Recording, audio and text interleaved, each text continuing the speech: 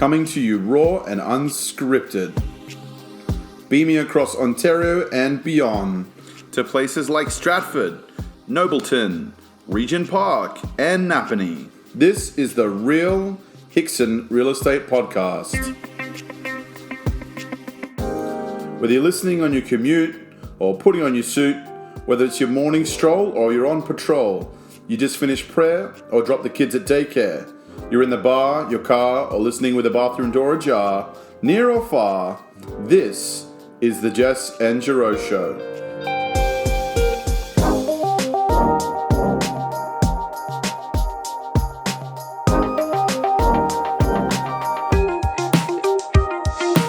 We're grateful for flattery and prone to inaccuracies. This is your guide to Toronto culture, people, events, news, but most importantly, real estate talk.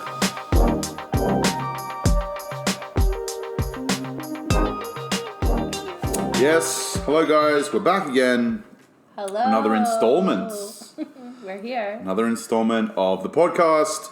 We are settling into our house still. Settling in. We will make these more frequent. We promise. We keep saying that. But lots of stuff going on. Yeah. A lot of new house stuff. The weeks just go right by. The weeks just go so fast. We apologize if there's a little bit of construction noise in the background. They are still landscaping and doing a few little things around the subdivision. They built a brand new subdivision for where we're living right now. So we just kind of have to be a little bit more patient. Don't we, Jess? Yeah. Improvements being made, but... Improvements being made. Few beeping sounds in my dreams. But... Few beeping sounds in the dreams. But yes, they kind of want to get you in. They want to get you in as quickly as possible, and all the owners are in now. I'm pretty sure, almost 100%. And yeah, they will eventually finish all this other stuff that's happening around the place. It will eventually be beautiful, just like you, Jessica. So happy fall, guys! Happy fall. Get your sweaters on, or as I call it, jumpers, woolly jumpers. Get the pumpkin spice, everything happening. Mm-hmm. Get it all out. Apple pick till your heart's content. Apple pick, that's right. Now, with fall brings the fall market. Now, would you say that we may be settling into like a more traditional market, or like what's going on, Jess? It's pretty hot. Still pretty hot. I mean, do we have it? We usually have a cool down by the end of summer, which may happen somewhat in some of the areas, but for the most part, it's still pretty much going on, isn't it? It's very hot. It's very hot. Very low inventory. Very low. So the inventory, guys, is back to 2017 levels, pretty much across the board. Condos, we had the best time to buy a condo was December last year. The second best time to buy a condo is right now. And I'm pushing everyone that's thinking about it to do it now. It is the best time before immigration starts up. People are going to be coming back, and we're going to go back to crazy condos eventually, I'd say. Yeah. Condo townhouses. I mean, condos, it was corrected. We're kind of back to pre-pandemic levels again. So there was a correction for the better for some people. Obviously, investors had a tough time, but yeah, we're back to kind of some equilibrium, I would say. Townhouses, as I said, condo townhouses are a little bit easier market, but townhouses and houses, Jess, it's just on fire, isn't it? It is, yeah. It's just the lowest inventory. Yeah, no inventory, lots of buyers, lots of competition. Now, we have the new government, or a reinstatement of the current government, we should say. There was a lot of talk about new legislation from all of the other different parties. So it will be interesting to see what happens now. There was even talk of regular auctions. Auction style like we do back in Australia, for example, with houses, rather than the current, sensationalized, hyper, tough market of offer presentations, especially in the housing market. I mean, people are just moving further out for affordability. I guess there's still a factor of now we're really finding out who's allowed to work from home, who's going back to the office, who's doing a flexible kind of thing, and it's really changing where people are able to live and want to live, really. Moving to the outer suburbs, different parts. I mean, for some people, you could literally live anywhere you wanted. Yeah, but the rental market downtown is crazy again. Yeah, the rental market's definitely back. And downtown is downtown especially. So, that's maybe an idea of people are more comfortable to live in the city again with the vaccination rates. Like, we've got very positive vaccination rates. And maybe people just they miss that, the nightlife, the cafes, the restaurants, this, the that, So, Baseball's on. 30,000 people at the stand. That's right. It's good. It's good feeling. Coming back. Hockey's coming back. Basketball's coming full back. capacity. Basketball's coming back. The city's alive for sure. Yeah, I'm very happy about it, and we kind of deserved it, and we needed it, and we're getting back to events and stuff. We usually do events on this podcast at the end, and that will be coming back very soon. Once I guess we have enough events to talk about. Yeah. But what we're going to be focusing on today is, what is it, Jess? Investing for dummies. Investing for dummies. I mean, that's a way to put it. We are not insinuating that any of you out there are dummies. No. But rookies. Let's call them rookies. Like the book. Yeah, I know.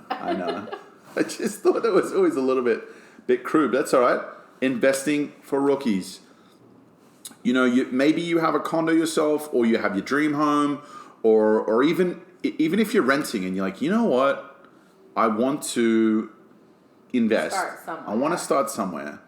And this does kind of go a little bit hand in hand with kind of the first time home buying podcast that we've done previously, in terms of you don't necessarily have to live where you buy, as long as you get in somewhere, get your foot in the door, get something. You're always going to be building equity, and you can kind of, if it's not exactly where you wanted to live yourself and it's not the lifestyle you wanted, you can always rent wherever you want. So we'll talk about that a little bit, I guess, as well. But for the most part, this is for people that are comfortable. Yeah. Maybe they've run into a bunch of cash, Jess. They have some equity in their house because the market's gone so wild. Yes, and people are taking advantage of... to refinance and take some cash out of your home. Yep. All of those things. And either way, you have some cash. And you are obviously going to speak to your mortgage broker. Obviously. Mm-hmm. You're going to try and figure out what you can and can't do. Some people are in very fortunate positions to have a lot of equity in their home. Mm-hmm.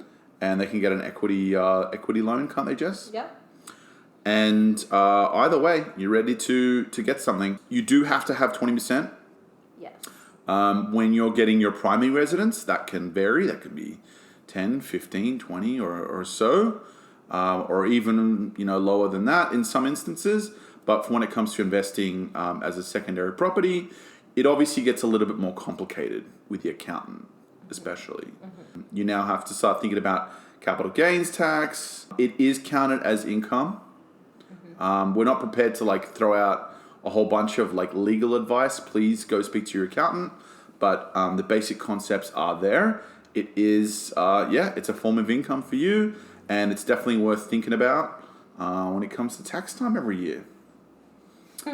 So... Our favorite time of the year. Oh, our absolute favorite time of the year. Who cares As about realtors, Christmas? fantastic. It's like an after Christmas present, isn't Yeah. it? But reverse Christmas? Yeah. It takes gifts away from you. And adds extra stress. Extra stress. Okay, so, where's a good place to start, Jess, as an investor? Where would you start? Well, you have to figure out how much money you have to play with, number one. Figure out how much money you have to play with. What's your risk? What's your cost of entry? Yeah. Basically, right? Now, some people are in a very privileged position where they can be looking at houses, okay? Mm-hmm. Obviously, a much higher entry-level cost. Yes. But, and with this high entry-level cost can come some better rewards. Mm-hmm. So we should all be aware of the basement apartments that exist in and around the GTA. Legally and illegally. Of course, we're all above board. But, as you and I, Jess, we go on MLS and we check out all the listings, we do see a lot of basement apartments. So people are being legit about it, which is good.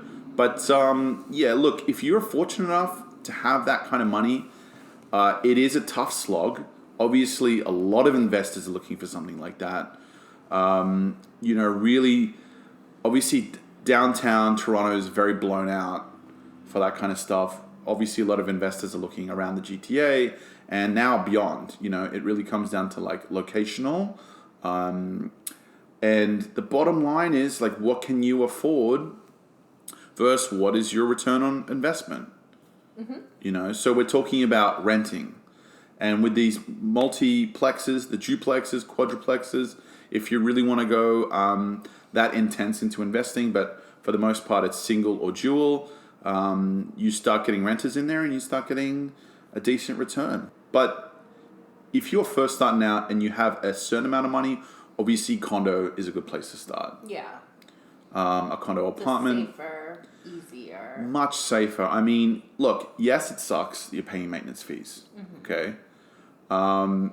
But really, in terms of actual maintenance of the place, in terms of structure, outside landscaping, all that kind of stuff, it's really a nice, more comfortable package deal for them, isn't it? For investors. There's a lot less extra to think about. A lot less headache. Of course, you could get into pre-construction. Now, for me, pre-construction or buying a house or a townhouse off the builder, that's the cheapest it's ever going to get. Bearing in mind, new prices nowadays, they're factoring it in. Unfortunately, for a lot of people now that might be in the position to invest, 2015 and beyond, way beyond that, was a very different time for real estate. Mm-hmm. Very undervalued city.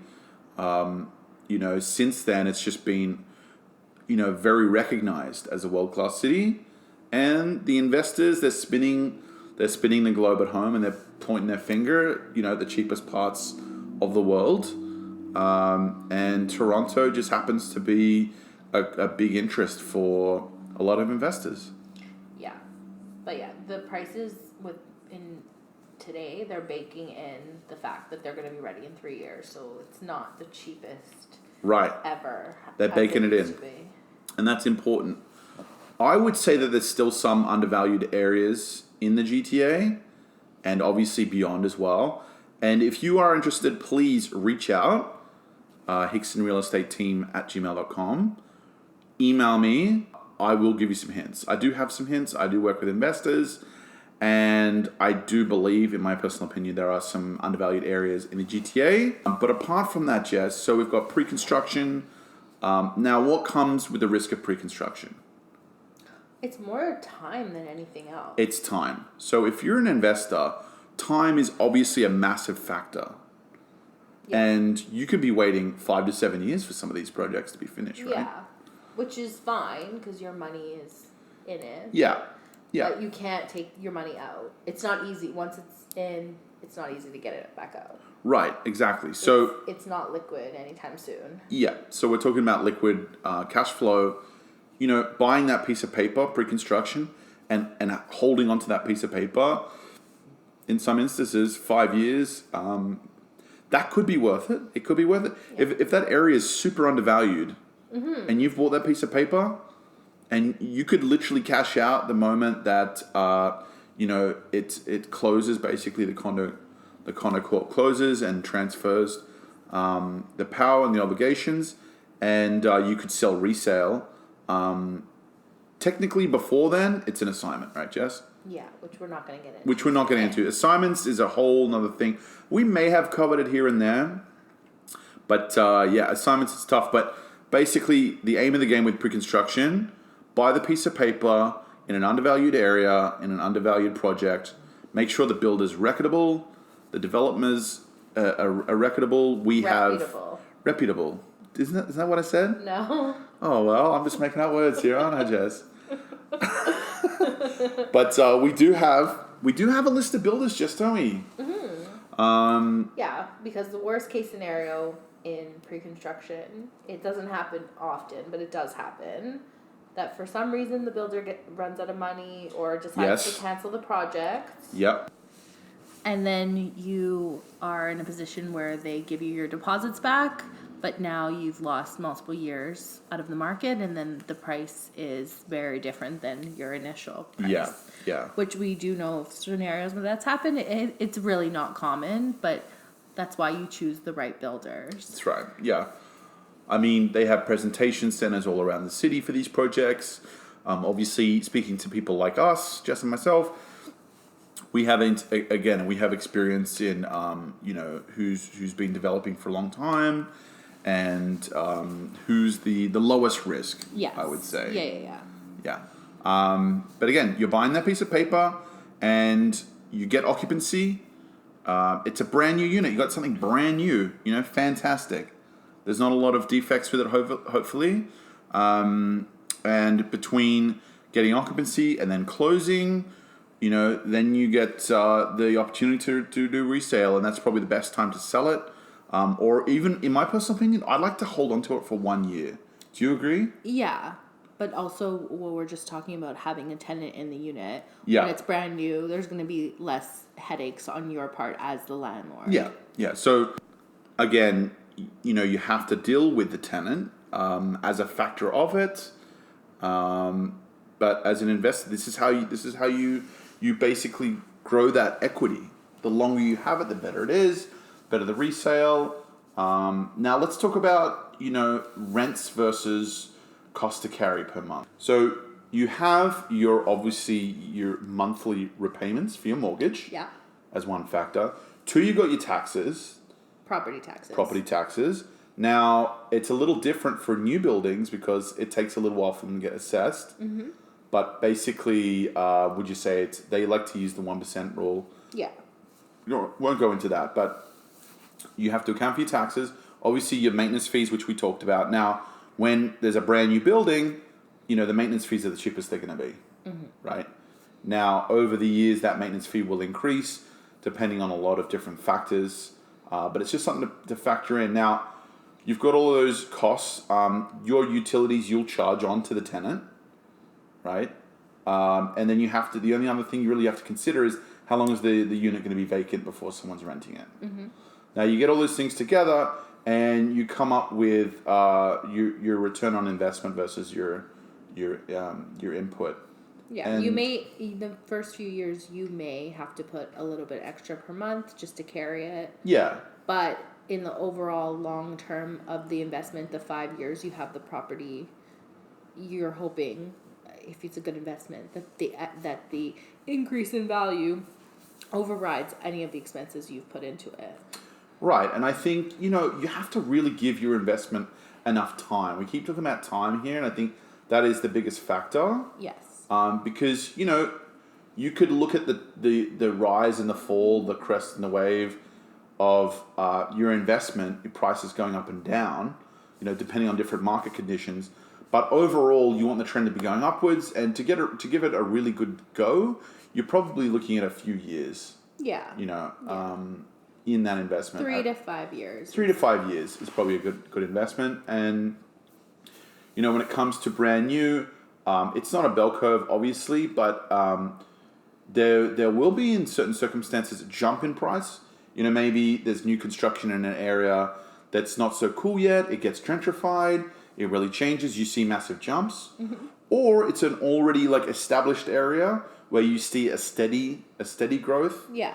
But at some point, the growth will still happen as long as the market's still healthy. Still a lot of people moving to Toronto. Yeah. And as long as the property is well maintained and you have a good tenant taking care of the unit in the time. Right. Now compare that to the brand new condo to just a regular resale condo. I personally like to pick up things within the first 5 years of a condo being built. It's still maintaining that freshness, and the maintenance fees are generally lower, as we mentioned before. And if you pick the right area, you can catch that jump. You don't necessarily have to have bought it pre-construction. You may have just picked it at the right time. That's something we also like to consider when we're chatting with our investors as well. Condo townhouses, again, we're paying a maintenance fee here, and that will change depending on what the condo corp covers. In some instances, it's just the landscaping and the snow removal and all that kind of stuff. And the private road. In some instances, it actually covers the roof and the windows and everything external. So it's really worth weighing up what you are paying as a maintenance fee versus what that's covering. And, obviously the older you get, the more issues you have to think about, AC units. But this is HVAC. Stuff that if you reach out to us, we'll go through with you. It's a little bit boring. It's a little in bit boring. a podcast. But it's things that we have to consider. Yeah. I'd say let's move on from this because it's a little bit dry. It's a little bit dry. But that's what they're here for, Jess. No. They want to know. They want to know the nitty-gritty. They're here for us. They're here for the entertainment. Okay, so what would you add to that then? I just say, if you have extra money to invest, really, really think about it because, as we always say, this is money sitting in the bank isn't going to do anything for you. Look, especially with interest rates right now. And the way the market is continuing to grow. I mean, you could make with $20,000, you might make $800 on a GIC. Fantastic, it's a safe investment. We want to go into stocks or crypto or any of those other crazy things. NFTs, Jess? Have you got your NFTs? Don't even start with me. At the end of the day, guys, real estate is always, in my mind, it's always the first most solid investment you should do. I personally, look at other investing, but I think we should. Most millionaires are millionaires because of their properties. There you go. What did you tell me about McDonald's the other day, Jess? McDonald's owns all of their stores. All of their stores. They're more of a real estate company than a food company. So there you go. And, as opposed to the other business models where it's leased land or commercial leases with a franchise, et cetera, that's, it's the way to be. And it's great to have your first home, but we are always thinking about the next move. Always thinking about the next move. And how to make our money make more money. That's right. And, the biggest factor in real estate, in my opinion, is there one more person in Toronto or in the GTA tomorrow than there was today? If the answer is yes, obviously you can look at the numbers yourself. And if there's increased interest in an area, then real estate's always going to keep going up. Yeah. Just, you have to not overdo it. You can't go further than your means. You have to be able to carry it comfortably. And problems do arise, and there are factors to consider in investing. It isn't all just gravy. There are expenses, and there's times where there's not a tenant in the unit. And there's the carrying costs. Vacancy rates. You do have to factor in a lot of things, but overall, the way to make money is investing your money in real estate. And obviously dealing with tenants themselves. Sometimes you get fantastic tenants, sometimes not so much. I know all about it. I mean, the advice I would give, we do a lot of leases. We deal with, on the landlord side, we deal on the tenant side, and it's best just to be nice. Yeah. It's best just to be nice. And honest. And we obviously, when it comes to investing and buying these properties, and we obviously will go on to help you with the rental side as well. And we vet them very, very carefully, don't we, Jess? Yes, we know exactly what to look for. Now, I guess the only other thing we probably haven't mentioned from the investing side is flippers. We all love to jump on... Flipper Flop, all these TV shows. Now, these homes are so cheap in the States, Jess. It's very different in our city. And construction costs are so cheap. Yes, especially pre-pandemic. And, if you notice... they're in areas that aren't yet cool or like the wrong side of the tracks. Yeah, they're starting to change. And that's really, one of the focal points of doing this is finding these areas. Yeah. Now it's a little more difficult in the GTA, but it's possible. Yep. Yeah. So exactly. So it is more difficult in the GTA now. It's interesting now that COVID happened and a lot of people are moving out to other areas. We will see change in these outer suburbs. Yeah. Well, if anyone was walking around neighborhoods during the pandemic, everyone had a garbage bin on their driveway. Exactly. The yard bins. Yeah, the renovations. During the renovations. Yeah. We have talked about that, adding value to your home for now or for the future when you're selling. But yeah, so with the flipping thing, it is possible, as you're saying. Yeah, it's not how it was 20 years ago. Exactly. The cost of entry is a lot higher compared to some of these other options. And you're not going to make $300,000-$400,000 in 6 months like people were doing back in the day. And really, there's a reason some of these flippers, there are definitely a lot of flippers out there that, they have these companies and they're able to hold large cash flows. Yeah. And that's really the key. You need a lot of money up front for some of these projects. And you can't, you don't need the money out of the project immediately. Exactly. You have a lot of extra funds. Yeah, so look, if you guys out there are looking to flip, hey, good for you, go do you. We wouldn't recommend it as a first thing. It's obviously a lot more complicated. Risky, yeah. A lot of high risk. But, people are making money off it still. Of course. In saying that, what are these areas we're looking for? I would, if you're driving through areas you've never been before, just check what's coming in there. If you're like, is this area going to be any good in 5-10 years? Because that's really the scope of things. 5, 10 to 20 years is what we're looking for. Are they building schools there? Infrastructure. Are they building infrastructure? They just extended the 427 to on the north side. That's an indication that those areas out there. Yeah, they're gonna grow. They're these new sleeper towns. Yeah. Where people are eventually going to drive into the city. They need to be connected to the city, and they will be living out there. Yeah. See where subdivisions are being projected. Yep.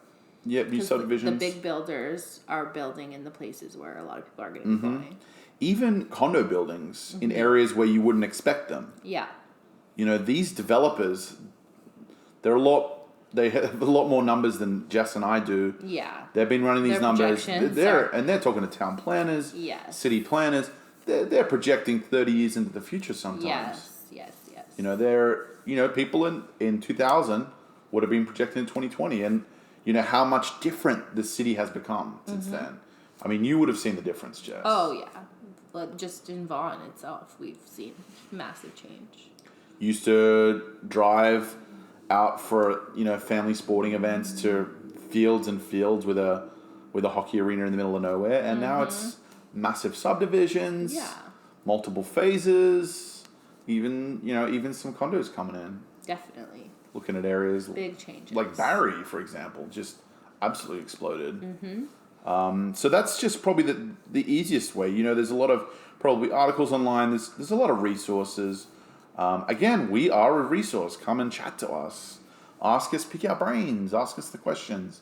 And as we mentioned before, I like to get a little bit carried away with the details. I like to get into it because I like to really break it down. Yes. And look at the cogs. Give you a private analysis.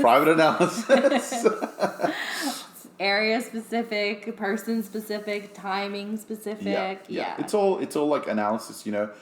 It's tough to completely predict the market. Yeah. I think if we could do that, Jess, we'd be very wealthy. We'd be on a yacht somewhere, maybe. Not doing this. But we do this because we love you guys, and we love to teach, and we love to learn ourselves, and we're always growing, aren't we, here at Hickson Real Estate, Jess? Yeah. Growing closer together, maybe. Growing love and forever. And business forever and ever, and family and friends and clients. Yeah. No, that's what it's all about. We love helping, and we want people to grow their wealth. That's the most important thing. Yeah, and I mean... Financial freedom. Freedom 55. That's it.